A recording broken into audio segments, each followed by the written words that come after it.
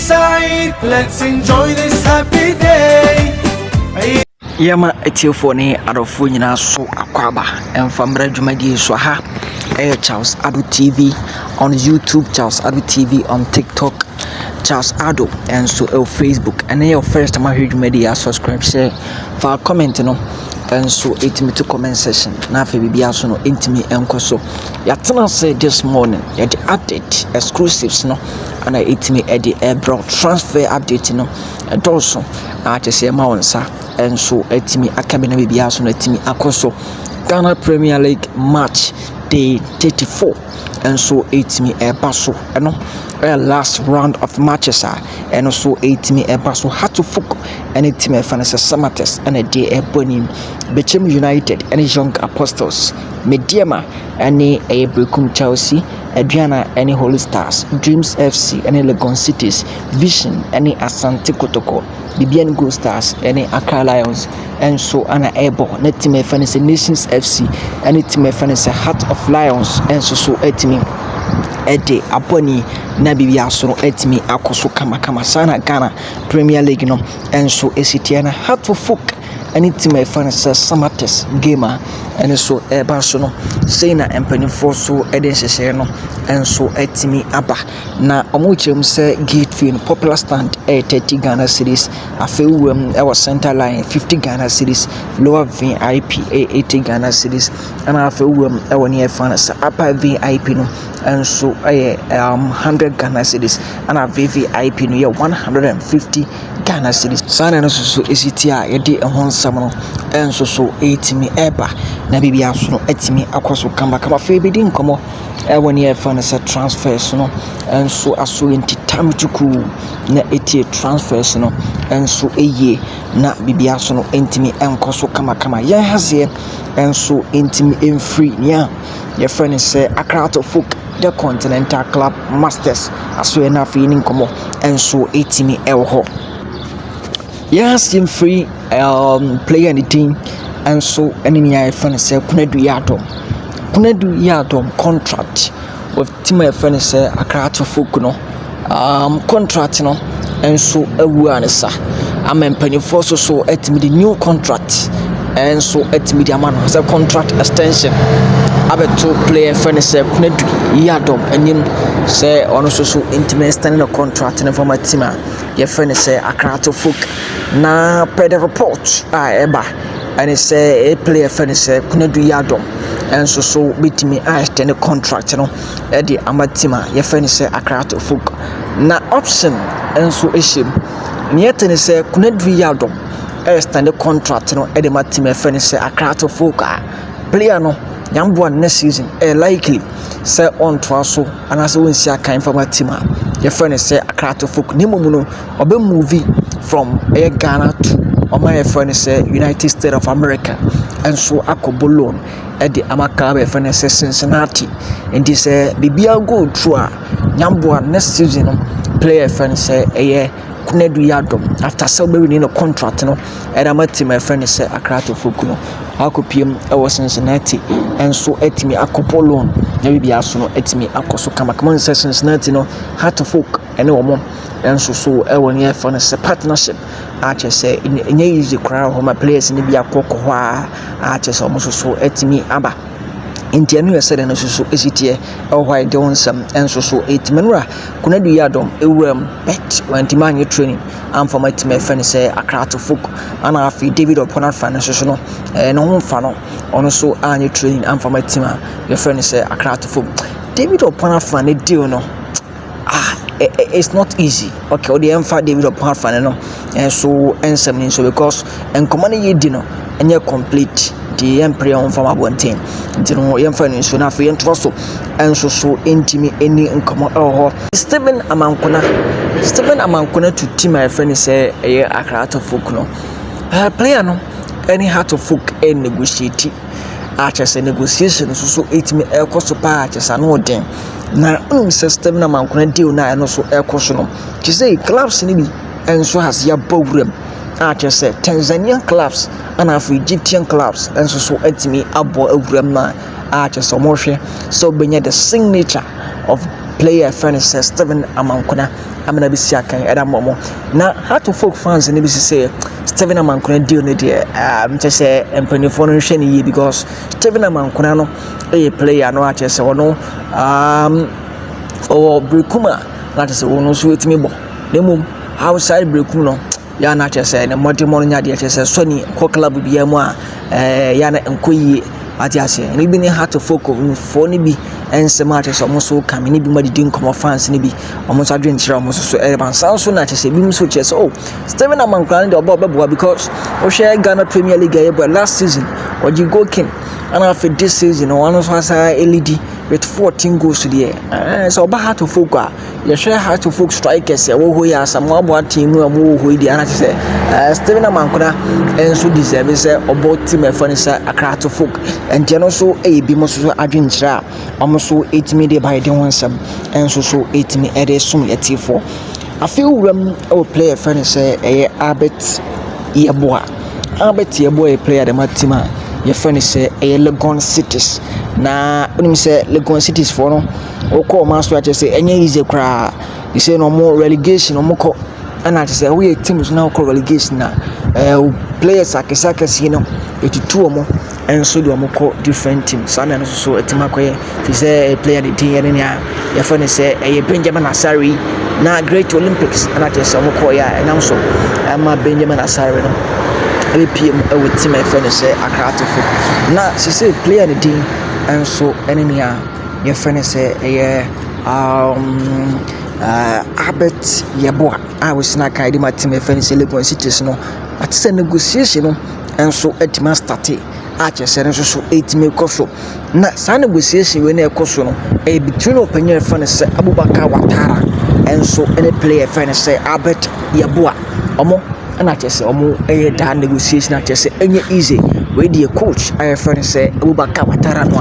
na ache say ono show interest and so player the match so ono has a negotiation in the last season Watara negotiation be but at the end na ache mpanifo no so no entimi am finalize it na madio no enso entimi anso si dia place no adodo na anso so entimi amisia kan matime fene sakrato from this season no was start at BS no entimi kontu Albert Yeboah de afei player ne din Albert Yeboah de afei player fene say Joseph Amwa enso sina kan edema team a ye fene say Legon Cities the contract no enchana contract na at the season enchana contract no so etimi entino yet and say Heart of Folk for company for shade mo say na contract ni so etibu a omo so bit na da na bi wugam e wati my friend say Heart of Folk na bibia anso no etimi akoso kama che say no Heart of Folk no mo quality players a yambo next season no omo so bit me etimi dominate e Ghana Premier League na bibia so no etimi akoso kama edi amama edi ho nsem no enso etimi eba na yentro so na afeni yemfa ensam Europe enso so emra onim say player for say Karamadin Mahmudu a fantastic player penasem bruta na she say no Heart of Folk show interest e player for say Karamadin Mahmudu match say no enye easy class simple for no only say yes Karamadin Mahmudu ba ono so be boa team a ye friend say Heart of Folk ache say no so no egusu ana so 8 ekoso a ye den wonsem eba nko piem woni ye friend say Asante Kotoko so ye na afi ni nkomo Kotoko uko Asante Kotoko so ya niete ene se nyambo a Monday ene Friday ache say Monday no na player ni din ene ne friend say Feseni Zakaria ebe wuram ewo team e friend say Asante Kotoko obesia IMC no na afi omo so wati din nkomo na niete ne say ohia IMC na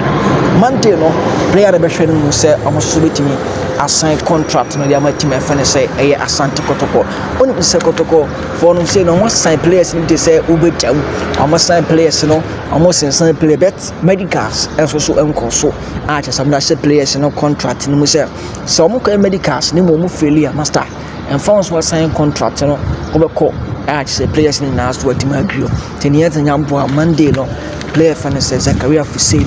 enso so betimi awuram awoni aye fan say Asante Kotoko IMC na so ye na afa mo so atimi adi na afa 3 years contract no player no so atimi sign bibia toma ono so be sign edi amatima fa ne se Asante Kotoko tini se bibia so toma player no enso be sign edi ama Asante Kotoko nyampo Monday eno sade no so atimi ekoso Asante Kotoko forward sa akra woni bobo pa din edi eye Isaka Abdul young chap rawo no ram awo team e fa ne se Asante Kotoko na Isaka Abdul no na che se ne ba no se sise no uwram e woni e fa ne se Asante Kotoko a clubs ni hase e monetize clubs be na e monitor akora we ya ye no ye hu ye no so ekoi eno na che se ne ba ene se Isaka Abdul no South Africa almost club and din and so near for Mamelodi Sundowns and so has here and so a monitor a situation I come last month crampono almost send a scout I'm a scout in the PM I want here for say a Ghana I just a mobile scout player a din and so and near for Abdul Isaka I on your forward at my team your funny say Asante Kotoko you did and one summoner and so 80 eba na bibia so ntima akoso kama and so hafi no yewuram na afi ni nkomo uwuram e woni e fanase player fanase kwesi sorotu aye badori kwesi sorotu badori akọ ne dine de nye ize kra kwesi sorotu aye badori na player no onom se Asante Kotoko enso atimi awuram senka omo player no se anka no enso emebo eye loan emfama Kotoko sina kai de matime fan se brekum Chelsea ana brekum Chelsea fan se Kotoko tie akra na ye fan se eye kwesi sorotu batori no uwuram e wa club e fan se FC Bar anka na se FC Basel ye ne fan FC Bar for no enso so ene eye akwano enso atimi assign a pre-agreement contract na chese omo so atimi assign na pre-agreement contract na omo assign no is a mo pe bibi and assign mo pesa akware be bolo mo dia Kotoko foi mon contact team a ye fane se FC Bar na chese akwano so nhwe ni mo se bi obetna be si akan enso so atimi edi amamwa enu yese no so esitie o wa edi onsem no enso so atimi eba Okotima ye fane se ye brekum Chelsea player fane se ye Anoche Morrison number next season ono so be wuram I just said deal no amoso atimi ahwie no so be sina kan e de amatima fane se ye brekum Chelsea nti deal no e done Anoche Morrison Janoson e de wonsam enso atimi eba na bibia so no so former Inswaterman goalkeeper ye fane se Sabi Ferdinand Akwa enso deal enso so etima wuram a chese oni team fane se eye Samates enso etima wie medicals enso etima koso e was Samara boy 3 years contract na player na so no enso etimi ensan ya yati ahon sam no so etimi eresum yanatiefo na bibia so no etimi akoso kama so ho na oni se Kotoko for show interest e player fane se Benadio usa tete Mediama FC player na Benadio usa tete Mediama FC player no ne yakoso ne se no Kotoko for interest amanhwe no mu no Mediama for no chese sika dakwa na so no 75,000 euros 75,000 euros na Benadio tete no ana Mediama for chese ba currently no sika no so no 75,000 euros entino se Kotoko for person sign Benadio sa tete dia so musika no omo so bigu efeura asuemu mu na tese omo sika no mo so yetimi yetu se mo anye dudi a master oba team e fane se Mediama no Benadio sa tete no omo so entimi enjana mananko ati ase tuba na pekwa branie di akire na efeura asuemu ne so no ati se nyina Benadio usa tete bilia no ense ma chese ati omo nsem no enso so entimi eba Emmanuel Kobi of team e fane se Bibiani Gold Stars na oni say Emmanuel Kobi no koba se Asante Kotoko for peno na chese goalkeepers no wa obabia no obeye ni e fane se backup area ma goalkeeper fane se Mohamed Kamara I say ono your first goalkeeper na ne yɛtene sɛ mano kɔ deal no to Asante Kotoko no mesro ɛbɛyɛ very complicated ɛbɛyɛ den ɛsan sɛ ɛbɛyɛ complicated ɛbɛyɛ den ɛsan sɛ team ɛfa no bibia no go start for hu sɛ no now no ɔbɛtumi akɔ Africa nti ɔmo kɔ Africa deɛ there is no way sɛ ɔmo tɔn goalkeeper ɛnso no ma Asante Kotoko no nti no ɛbɛyɛ den ana afei goalkeeper de din ɛne ne yɛfa ne sa Razak Aberera sese no Razak Aberera ano so a player kyɛ sɛ ɔno so no ɔnyɛ goalkeeper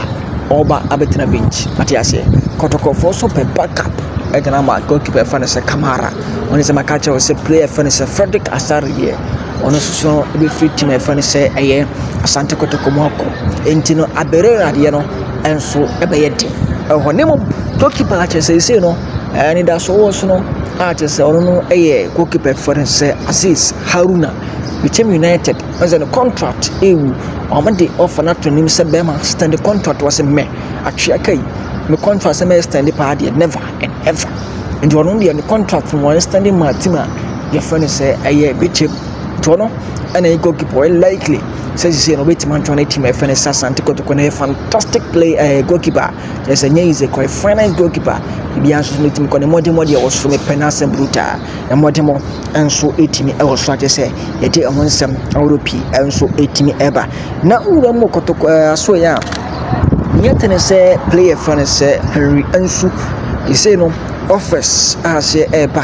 bi for Ethiopia and other countries such as Munyano and so do offer AP ɛwɔ Asante Kotoko so ɛnyɛ wɔn nko a player friend sɛ ɛyɛ Kwampoku and so offers as APM ɛwɔ team a yɛfrɛ no sɛ Asante Kotoko so yɛ kyerɛ no ɛade akyerɛ sɛ no so kɔ so nti on this note no yɛmfa nsɛm no nsɛm afei yɛnhyia ɛnso so ɛwɔ nea yɛfrɛ no sɛ yɛ next video asante aseɛ na baabi aso ntim ka yɛpie no wɔ baabi akyerɛ sɛ ɛno ɛnyɛ easy